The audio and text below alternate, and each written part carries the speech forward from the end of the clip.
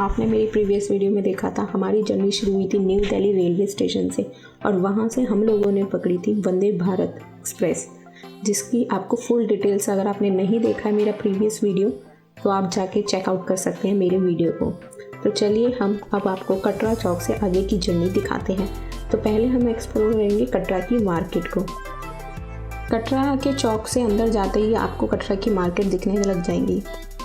तो वहाँ पे आपको ऐसा पैक्ड प्रसाद भी मिलेगा जिसका स्टार्टिंग हो जाता है 20 रुपीज़ से 50 रुपीज़।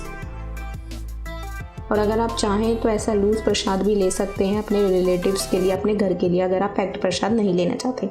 अखरोट की जो रेंज है वो यहाँ पे 250 kg से 450 kg तक है। 250 से 450 रुपये किलो आपको यहाँ अखरोटों की रेंज मिल जाएगी।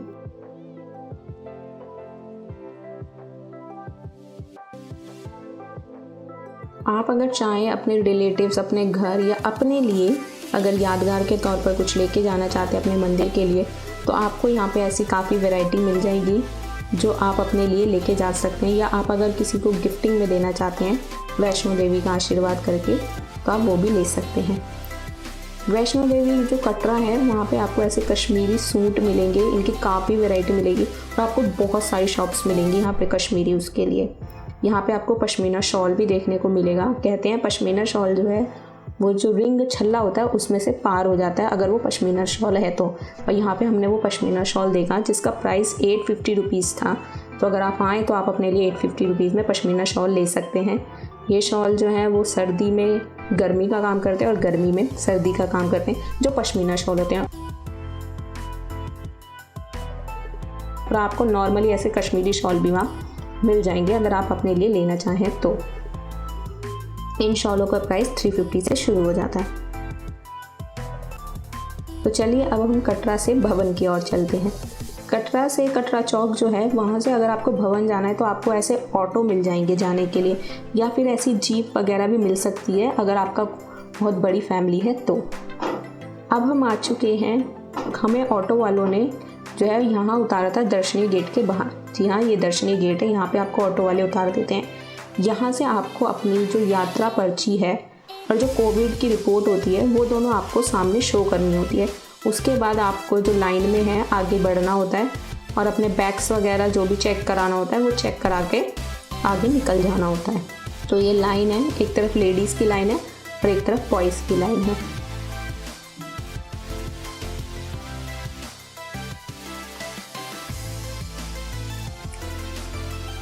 तो जैसे ही आप दर्शनीय गेट में से अपनी चेकिंग वगैरह करा के निकलेंगे, अगर यहाँ से भवन तक जाने के लिए या अर्धकुंवारी तक जाने के लिए काफ़ी वेज़ हैं।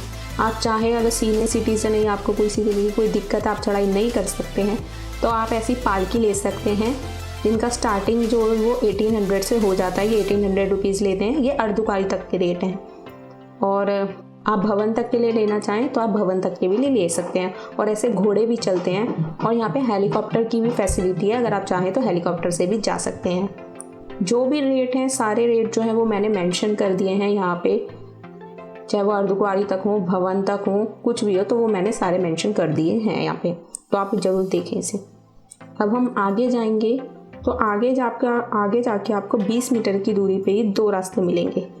तो उसके लिए आप चाहे तो आप 20 मीटर की दूरी पे हैं, चाहे तो आप नए रास्ते से जा सकते हैं। जैसे आपको पता है कि अब 2 रास्ते बन चुके हैं वैष्णो भवन तक जाने के लिए, तो चाहे तो आप नया रास्ता चुन सकते हैं अपने लिए या आप पुराना रास्ता चुन सकते हैं अपने लिए। रास्ते में आपको ऐसे डंडे वाले भी मिलेंगे जिनसे आपको चढ़ाई करने में बहुत ईजी रहता है। बीच बीच में लोगों ने ये फ़ोटो स्टूडियो बनवा रखा है, अगर आपको फ़ोटो क्लिक करानी हो तो आप यहाँ पे जो है पैसे दे के अपनी फ़ोटो क्लिक करवा सकते हैं।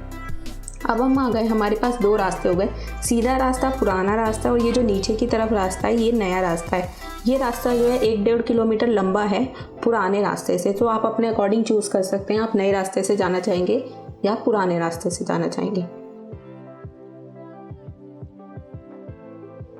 हम अपने प्रथम दर्शन पॉइंट पे पहुंच गए हैं जो कि है चरण पादुका मंदिर।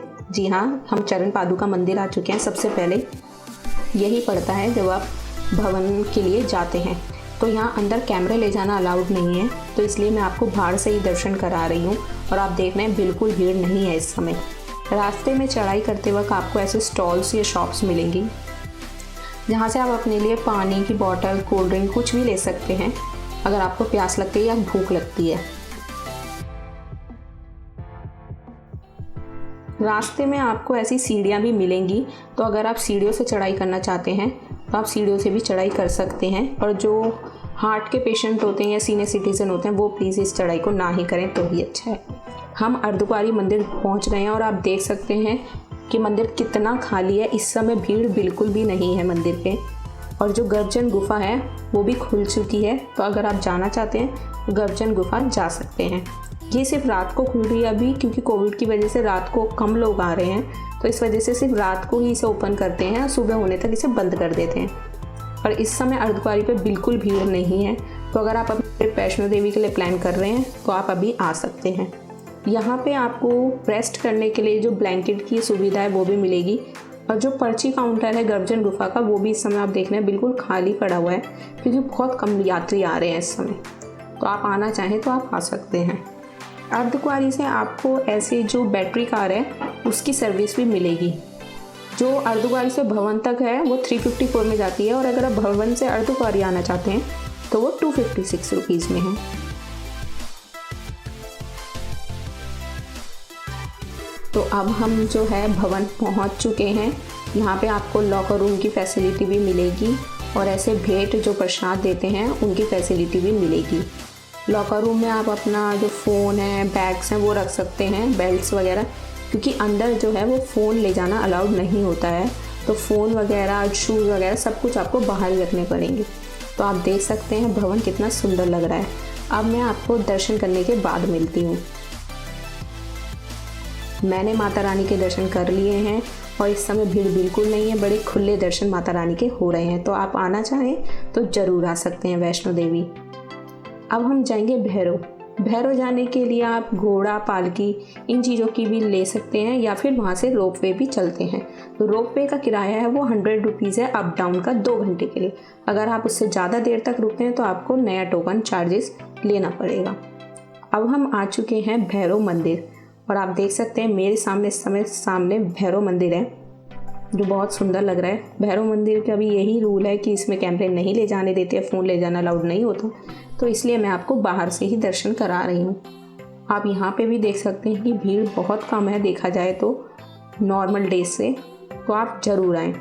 और यहाँ का जो व्यू है वो बहुत अच्छा है। सारे ऊंचे ऊंचे जो पहाड़ हैं वो भी हमारे नीचे हो जाते हैं, तो आप ज़रूर आएँ इस समय। और व्यू तो काफ़ी अच्छा है, काफ़ी अच्छा नेचर यहाँ से आपको लगता है। सामने ये हेलीपैड है, अगर आप हेलीकॉप्टर से आएंगे तो आपको सांझी छत उतरना पड़ेगा। अब हम जो है रोपवे से नीचे जा रहे हैं, और रोपवे से नीचे जाते हुए आपको पूरा भवन दिखेगा अच्छे से।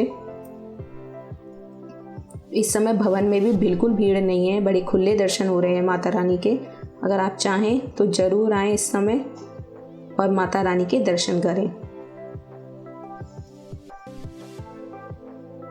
अगर आपको मेरा ये वीडियो पसंद आए तो मेरे चैनल को सब्सक्राइब करें, लाइक करें, और इसे अपने रिलेटिव्स, फैमिली, फ्रेंड्स के साथ शेयर करना ना भूलें, जिससे कि उनको भी अगर माता रानी के दर्शन करने हैं तो उनको भी अच्छी इन्फॉर्मेशन मिल सके।